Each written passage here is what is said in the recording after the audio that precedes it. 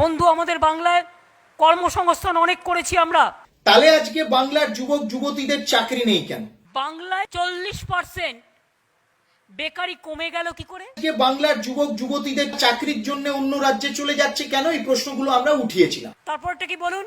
চাকরি, investment, industrialisation এর নামে এই যে বড় বড় সামিট গত প্রায় 4-5 বছর ধরে অর্গানাইজ হয়েছে, সেই সামিটে যে ইনভেস্টমেন্ট এসছে, সেই সামিটের পরে কিংবা রাজ্য সরকার বলছে যে পরিমাণে ইনভেস্টমেন্ট এসছে, সেই টাকা গেল কোথায়?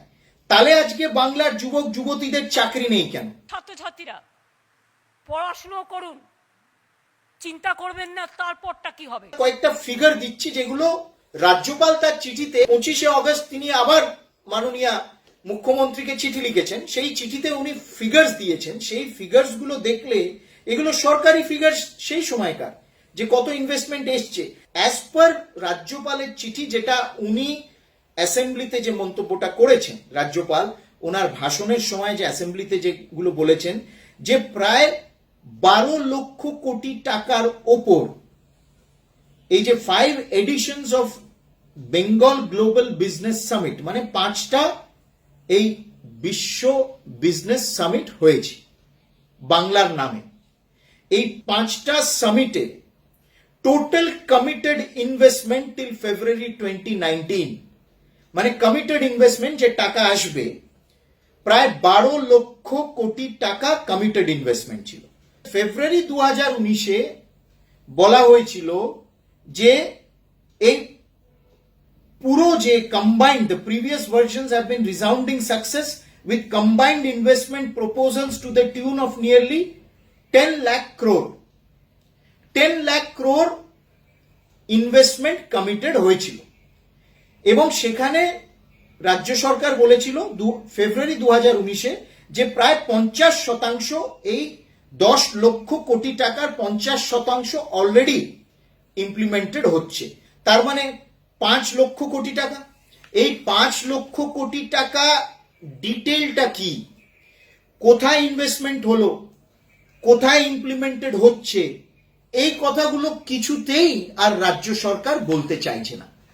তা এখানে তার মানে দুটো দিক রয়েছে। একদিক হচ্ছে এই যে গ্লোবাল বিজনেস সামিট অর্গানাইজ করাতে কত টাকা খরচা হলো, সেই টাকা কার মারফত খরচা হলো, কোন কোম্পানিগুলো এতে ইনভলভ ছিল, ইভেন্ট ম্যানেজমেন্ট কোম্পানি হোক বা যে কোনো কোম্পানি, এগুলো অর্গানাইজ করাতে। এবং এই যে বলা হচ্ছে যে প্রায় 12 লক্ষ কোটি টাকা এসেছে এই 5টা গ্লোবাল বিজনেস সামিটে, এবং এই 12 লক্ষ কোটি টাকার মধ্যে 10 লক্ষ কোটি টাকা অলরেডি এসে গেছে, এবং এই 10 লক্ষ কোটি টাকার মধ্যে 5 লক্ষ কোটি টাকা অলরেডি আমরা ইনভেস্টমেন্ট করে নিয়েছি। কোথায় করেছেন? কই বাংলার যুবক যুবতীদের মধ্যে তো কিছু দেখা যাচ্ছে না, তারা তো বেনিফিটেড হচ্ছে না। কটা কারখানা তৈরি হলো, কি তৈরি হলো, কটা রাস্তা তৈরি হলো, কি ইনফ্রাস্ট্রাকচার তৈরি হলো, গরিব মানুষের কি লাভ হলো, পশ্চিম বাংলার মানুষের কি লাভ হলো, এগুলো আমরা জানতে পারছি না। মানে 5 লক্ষ কোটি টাকার অন্তত হিসেব দিন। এদিকে বলছেন নো আর্নিং অনলি বার্নিং। এত আর্নিং হচ্ছে, 10 লক্ষ কোটি টাকার উপর আর্নিং হয়ে গেছে, তার মধ্যে 5 লক্ষ কোটি টাকা উনি বার্নিং করে ফেলেছেন। কিন্তু কোথায় বার্নিং করেছেন, কিভাবে বার্নিং করেছেন, পশ্চিম বাংলার মানুষ সেই 5 লক্ষ কোটি টাকার কত বেনিফিট পেয়েছেন, সেই কথাটা উনি বলছেন না। এদিকে এই জির পরীক্ষার বিরোধিতা করছেন, পশ্চিম বাংলার যুবক যুবতীদের ভবিষ্যৎ বিপন্ন করছেন, একটি আনসার্টেনটির দিকে ঠেলে দিচ্ছেন, একটি নোংরা এবং উগ্র রাজনীতি করছেন বিরোধী দলের সাথে হাত মিলিয়ে, এবং লকডাউন ইমপ্লিমেন্ট করে দিলেন সেই জি পরীক্ষার একদিন আগে, যাতে যুবক যুবতীরা যারা জি পরীক্ষা নিতে চায় তারা আসতে যাতে না পারে, তাদের সব রকম অসুবিধে যাতে হয়, দূর দূরান্ত থেকে যারা আসবে তাদের সব রকম অসুবিধে যাতে হয়, এই চেষ্টাটা উনি করে গেলেন। এদিকে 5 লক্ষ কোটি টাকা এসছে, 10 লক্ষ কোটি টাকা এসছে, 5 লক্ষ কোটি টাকা খরচা হয়েছে। কার জন্য খরচা হয়েছে? শুধু ভাইপোর জন্য খরচা হয়েছে? অনেক টাকা, কোটি কোটি টাকা জনগণকে 1 পয়সা দেয় না। শুধু ভাইপোর কোম্পানির জন্য খরচা হয়েছে? শুধু ভাইপোর যারা তাবেদাররা রয়েছে, এই আরাবুল, শৌকত, শাহজাহান, এদের জন্য হয়েছে? এই হিসেবগুলো উনি দিক। অন্যদিকে জির বিরোধিতা করছেন।